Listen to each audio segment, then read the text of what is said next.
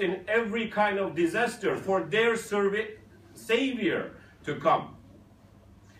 This is how abhorring their worldview is.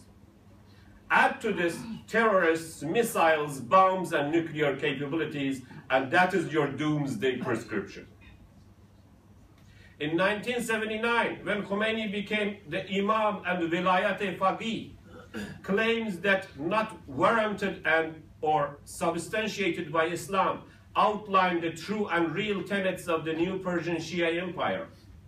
Export the evolution. That was Iran's mantra at that time. Export the revolution.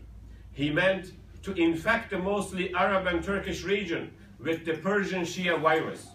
The real agenda behind this was to create more tension and violence in the region, to divide the region into sectarian lines, to import the delusional ideologies of Persian historical greatness and mixed with Shiism, to shake the region with new waves of violence, militarism, sacrificing millions to prepare the great disaster for the coming of the hidden and promised Imam Mahdi, and to export this poisonous mentality to use of Iraq, Syria, Lebanon, Azerbaijan, Turkey, Yemen, Bahrain, and elsewhere.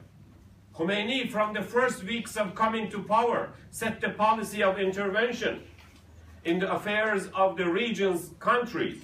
He openly identified among his enemies Saudi Arabia, Iraq, and almost all neighbors. His ideology respects no borders. As in his many speeches that set the foreign policy of Iran, the Persian Shia influence has been grown in the region and is the cause of many problems in the region. This, of course, would never be possible without Russian and Chinese backings and American blessings. As the Christian club in the Europe and US are more benefited and profited, both strategically and economically, if over 1 billion non-Persian and non-Shia Muslims in the world are so occupied with the evil threats from the meddlings of Iran in their affairs, equipped with nuclear capabilities and ambitions of death to this country and death to that country, this is disastrous in our region. I always wonder when the Muslims of the world when they will wake up to defy the death cult of mullahs of Iran. 8 years war with Iraq, then taking control of it, after little help from Uncle Sam's troops, dividing Iraq to sectarian lines, creating new entities like Kurdistan and Sunni areas and Shia areas, manipulating anti-Sunni and anti-Muslim sentiments, taking control of Syrian minority, the Alawis governments, interfering, managing armies like Hezbollah in Lebanon, creating strong, the army of Quds, that is Iran's army in our region, in Arabic region especially. I want to mention more than 50,000 Iranian special forces under the name of Sepah-e-Quds, means army of Quds.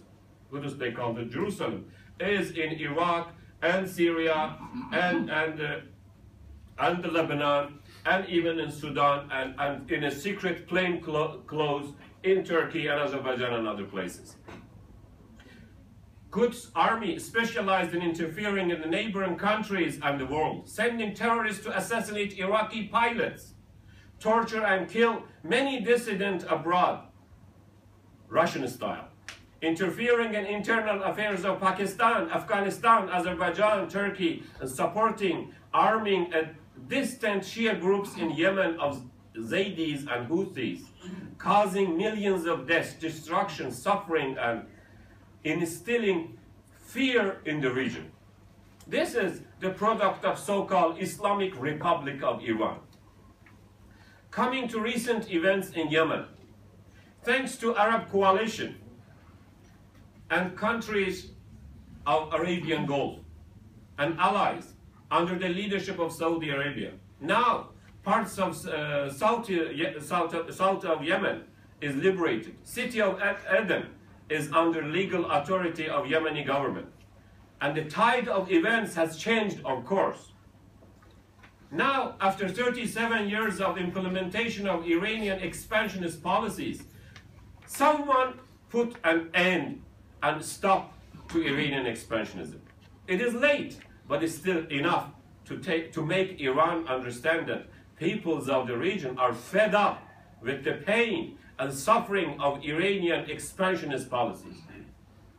What Iranian terrorist regime planned was that they could control the Strait of Hormuz and the Strait of Bab el-Mandeb, so they can have a hand on the throat of the oil and energy routes in the region. But fortunately, the operations Decisive Storm and Restoring Hope, Iran's imperialistic dreams are turned to nightmares.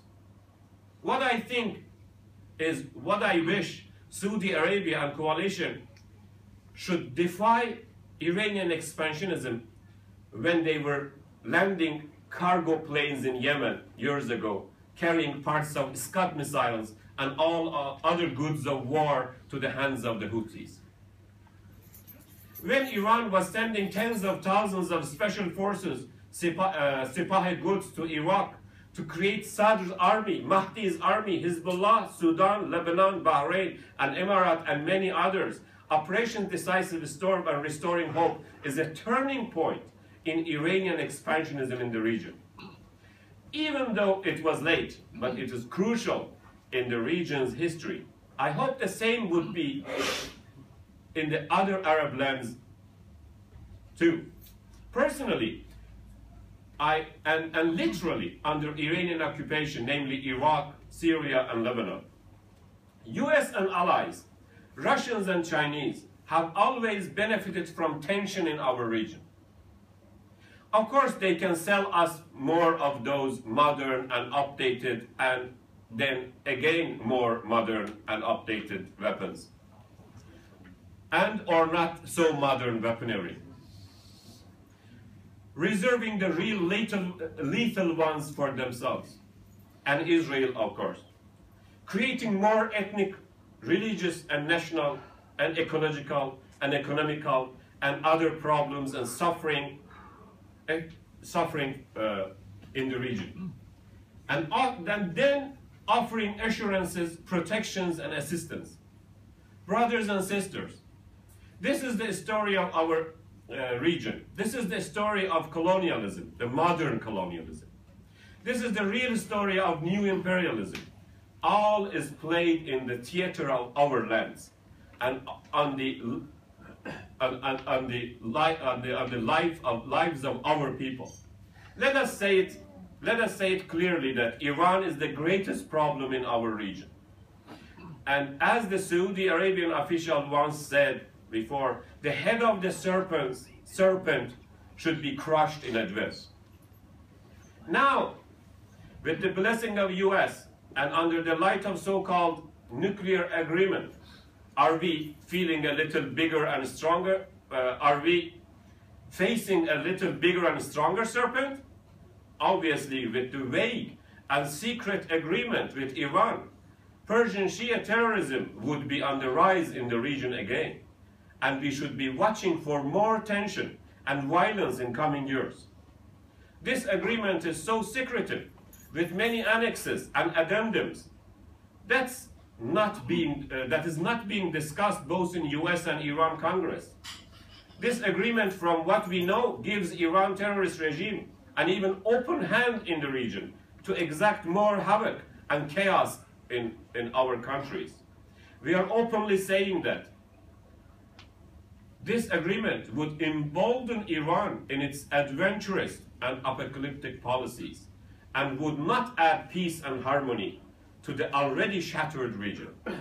This is exactly what they want in our homes and in our neighbors' homes.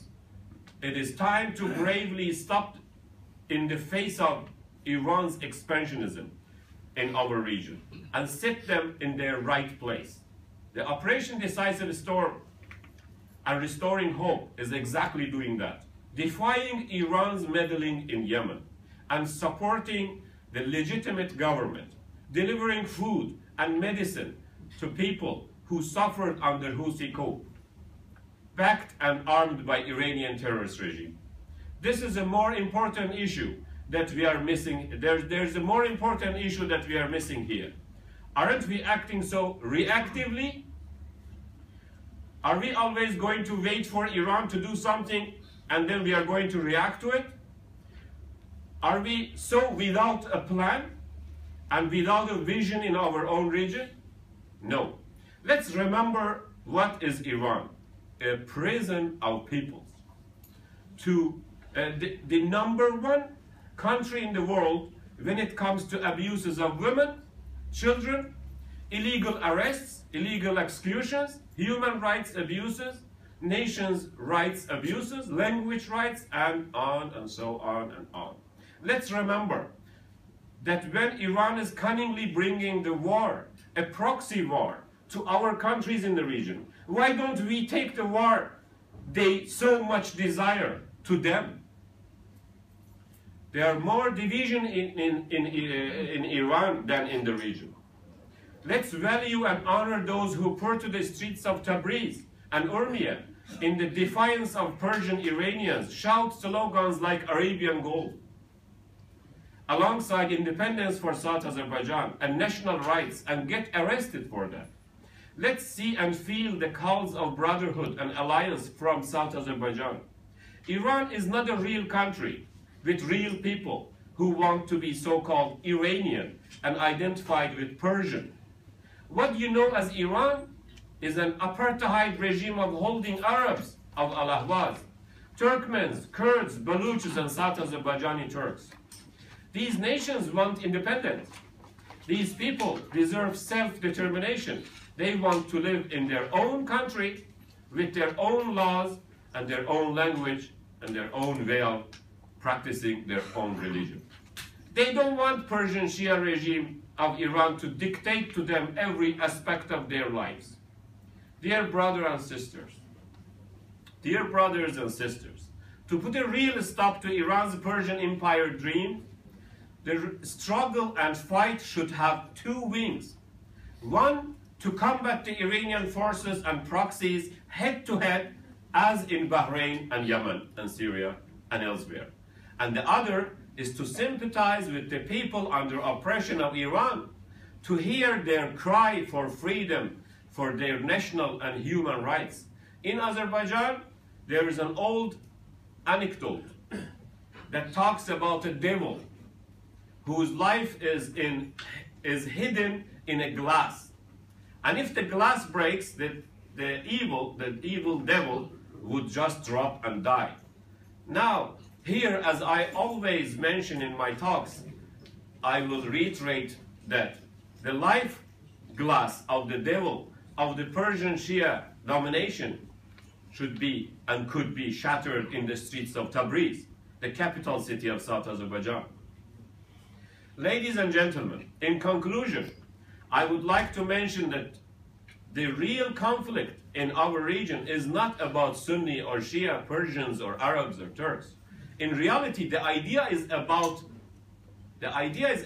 to create more tension, violence and chaos in our region using visionless Persian nationalist and Shia apocalyptic dominated government of Tehran and destruction of our sources and resources in our lands. The idea is to keep us behind technologically, economically, culturally, and less human as possible. So they can blame all of the problems of humanity to us. So they can come and offer us remedy for our wounds. Let us assist the oppressed people of South Azerbaijan and Ahvaz and all other oppressed people of Iran. So they can take out the serpent and crush its head. So every nation and people of the region can live in peace and harmony with others. I would like to express my gratitude to each and every one of you for your patience and time listening to my grievances about suffering of my nation, South Azerbaijan. Thanks Shukran wa salaman. Freedom for South Azerbaijan.